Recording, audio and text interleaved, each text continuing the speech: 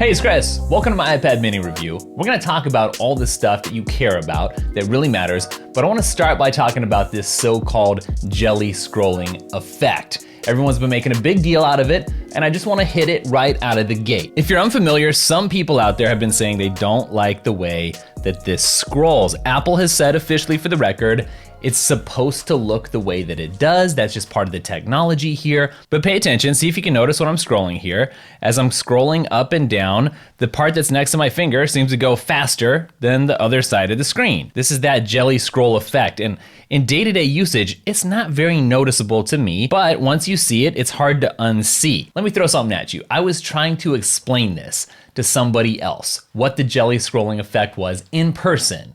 I was showing them and I was trying to demonstrate to the best of my ability what was happening. And the other person didn't even notice, didn't even see it. And so what I've taken away from this is that not everyone is going to notice, much less care. I'm really into tech stuff. I see tech screens all the time, lots of screens. I'm bombarded with it. I'm immersed in the world of displays. I know all the technologies and I can tell when there's this jelly scrolling effect.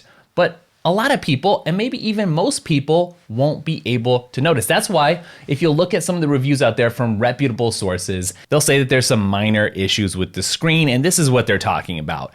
And that's the right word for it. Long story short, has it kept me from wanting to use this iPad mini, from interacting with it, from enjoying it? Absolutely not. There's something about the size, the design. I just can't get enough of this iPad mini. When I'm not using it, I'm thinking about using it. I've got several iPads laying around, and when it's time to do something on an iPad, this has been coming into my mind first because it's just so enjoyable to use. Jelly scrolling or not. Now this iPad mini has a Touch ID sensor embedded in the power button, and that's been kind of interesting. You know, they had that on the iPad Air, so I was kind of used to that as I was testing this, but it's the size that's interesting here. So when this is locked, what I've done is I've scanned my thumb on this side to unlock it, and then on the other side, if I happen to be holding it this way, I've actually scanned my palm so that that can unlock this, and that's kind of neat too. So I would say that the Touch ID is not as good as Face ID would be for me, so I prefer that on the iPad Pro, but it's really good. For what it is here, that also hasn't kept me from not wanting to use this. Now, of all the use cases that would probably come to mind first for using an iPad mini, the thing that I've actually enjoyed the most is using the Apple Pencil with this. I've actually been putting together a new business venture, and I found that this is my go-to tool for sketching out those ideas. And here's why I'm picking this over even my iPad Pro right now when it comes to sketching stuff, because of the size. I can hold this in one hand so easily, and it's just like holding paper almost. It's so light. And to be able to hold it in one hand and then use the Apple Pencil with the other is just such a good experience. With the iPad Pro, I have to set it down on my desk and then actually get to work that way because it's not easy to hold that in one hand. You get fatigued because it is bigger. So I've absolutely been loving this with the Apple Pencil, for Apple Notes. The only thing that would make it better is if my Paperlike that I pre-ordered for this new size would show up faster, because you know me, I love my Paperlike screen protectors, and this is gonna be no exception using it on this device. Now, just because of the size of this thing, you might assume it's mostly for consumption, but that's not actually the case. I can actually get some real work done on here using the Apple Pencil. For instance, now that we've got USB-C, I can hook up my Sony camera, import some high quality photos right into Lightroom and edit them right there and then get them stuck up on Instagram. By the way, the Instagram account's been popping off lately, been getting thousands and thousands of likes because I've been posting some great pictures that I've been editing on my iPad. So the Apple Pencil has just been incredible here. I would never, ever, ever want to be without an Apple Pencil if I was considering buying this iPad. Now let's talk about battery life and gaming at the same time here in one fell swoop. Battery life I feel like could be a little bit better. That would be nice, but Apple says you can expect about 10 hours of mixed usage with the battery. In my experience, it feels like you're gonna be able to get maybe a 10% drop in your battery life if you're playing a game, let's say an intense game.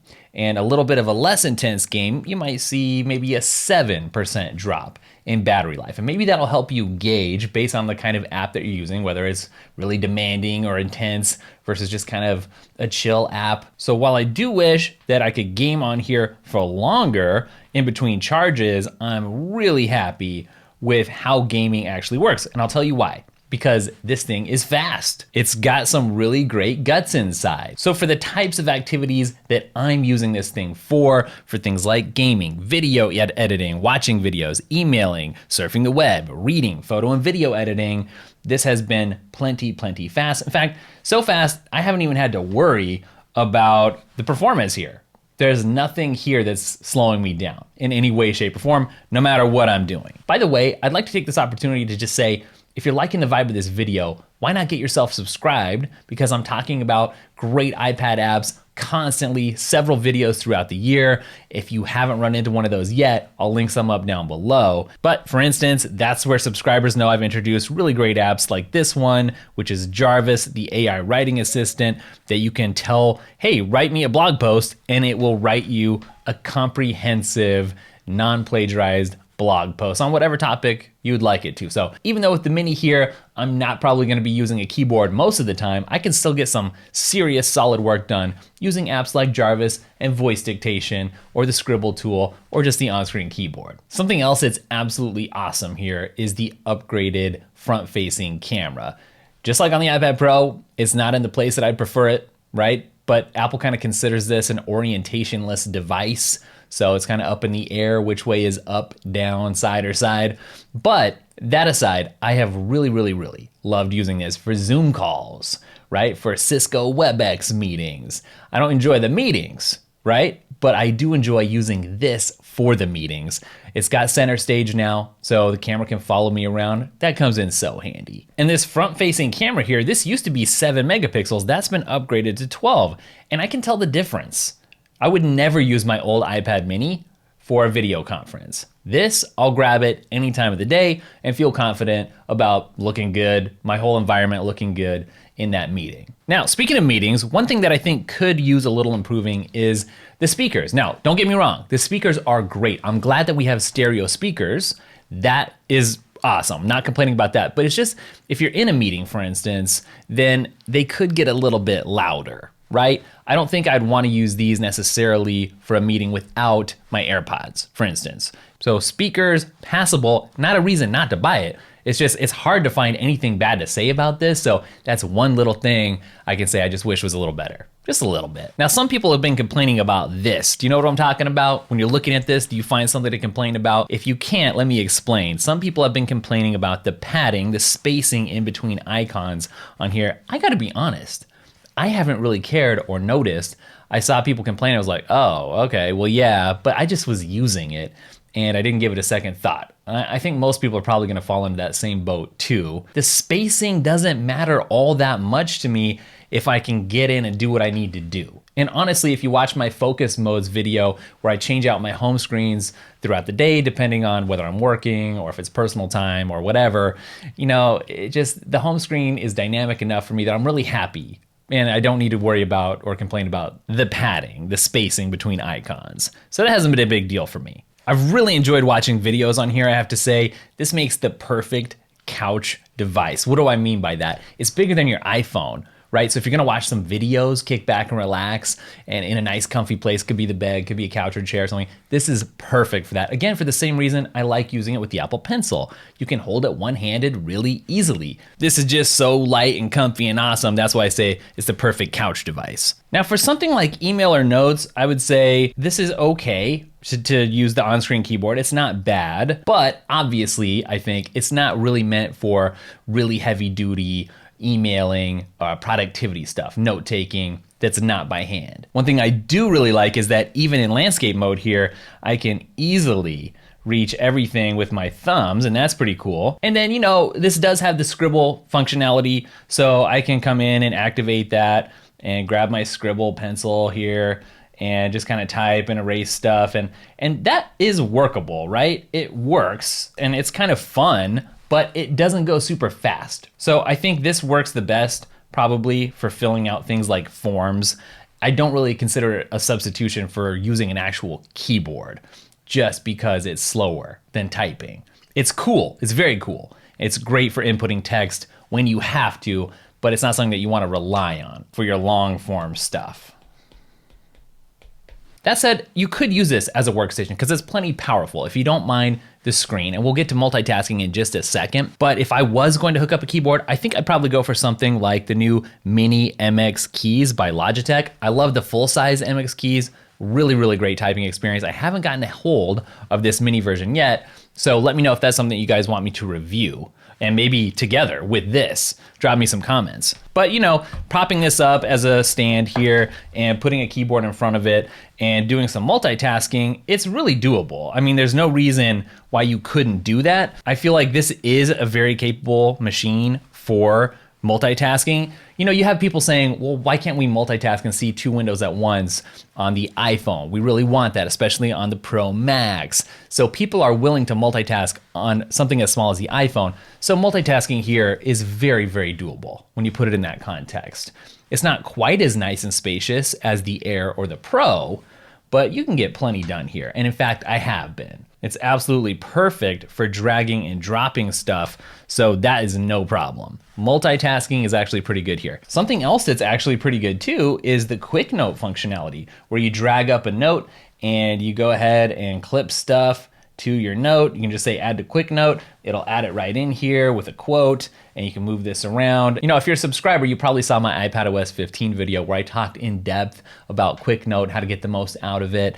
And I really like using quick note on this device. Again, because I can use it one-handed with the Apple Pencil. It's just so enjoyable. Reading on this device has actually been pretty great too, just like you would suspect. I mentioned in my unboxing video that I was really contemplating moving away from my Kindle to give this another shot. The reason, by the way, that I switched to a Kindle in the first place, even though I have so many iPads, I love the iPad, is because it's so distracting. It has games, it has internet, it has apps, and the Kindle is really just books. Much worse experience in terms of software, right? And the screen and everything. But it helps me actually get more done, I feel like, to read there. That said, I really do like reading on here. You know, here's that jelly scrolling effect, if you can even tell, with the camera here once again. Again, if you notice it, you notice it. For me, it's a little more pronounced when there's text on the screen like this, when I'm going up and down. But really, it's almost just the perfect size for reading, kind of like an actual book size. One thing that's annoying though is the Apple Pencil on the side here. I don't really like having that on there when I'm reading or when I'm using it in this vertical orientation in general. It's not a big deal, but it is kind of in the way there. I also feel like this is an ideal web surfing device too. I like surfing the web on here better than on my phone because I get the bigger screen. And I like surfing the web on here better than on my Mac as well because it's a smaller screen. It's really just the perfect screen for consuming things if you're gonna be holding it in your hand. Like the iPad Air, the iPad Pro, those are really great for propping them up and maybe using them as a sidecar component as you're on your desk setup, or for just watching something like a full-length movie for an hour and a half or two. But for this, for just short-term tasks where you're doing everything handheld, this is hard to beat this in the iPad lineup. Now in my business, I use this app right here called PDF Expert all the time for doing something really important, and that is sending and signing contracts. Now, I'm not gonna open up my contracts for you to see right here, but take my word for it, I like signing contracts on this sized iPad even more maybe than on the larger size iPad. When it comes to the Apple Pencil, I'm really, really liking doing everything, whatever it is, contract signing included, on this screen size. So ultimately, despite a few less than perfect things, I'm really, really satisfied with this device. I have no problem recommending it to people. Just be aware, some of you will see and notice the jelly scrolling. Whether you care or not, I guess is up to you. For me, honestly, it hasn't detracted from me liking and loving actually this device, but your mileage is probably gonna vary. I think most people are gonna end up using this though, like an oversized phone. All right, I think that's gonna wrap it up for this. I've been using it for a good solid little bit here, and I don't plan on stopping. Sometimes I get a review unit and I kind of do what I need to, I test it, and you know, I go back to the way things were, whatever I was using and working with before. But this is getting integrated into my routine, into my work life and into my personal life, both of those areas. And that, I think, is the best bottom line I can end with for this video. Get yourself subscribed. New Apple Watch Series 7 is on the wrist in the green color, and I've really been enjoying it. It surprised me. in ways that I didn't expect. That review is coming up. Of course, the Apple event's happening. I'll have some content coming up for you with that too, with the new MacBooks. That's exciting.